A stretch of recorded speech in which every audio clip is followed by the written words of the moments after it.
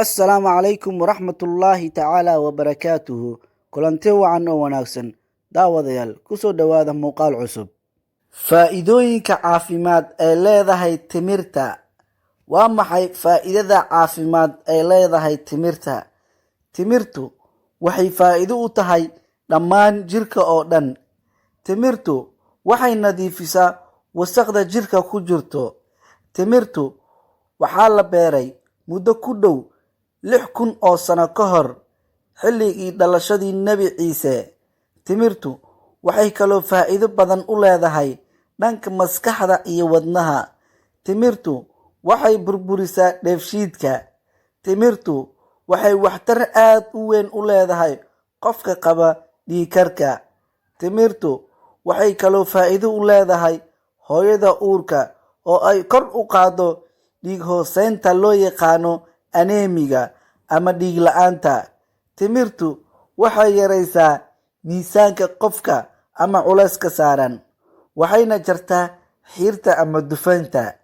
Timirta waxay macdano kala duwan ku jirto oo laga helo ay tahay copper, iron, magnesium, manganese iyo sidoo kale fitamiino kala duwan sida fitamiin B iyo fitamiin B6.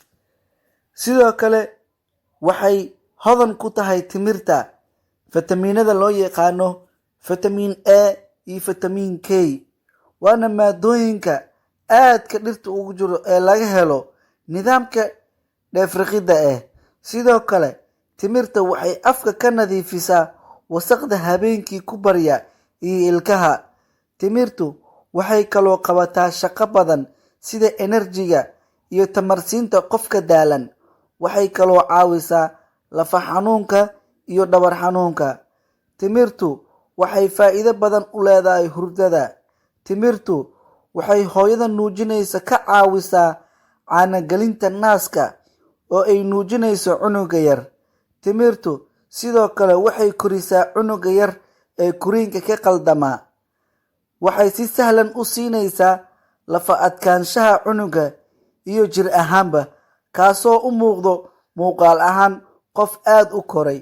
Timirtu waxay caawisaa ama aad uga caawisaa cijiyaha, kana saartaa wasakhda. Weliba waxay kordhisaa dheeraynta cijiyaha oo aan korin.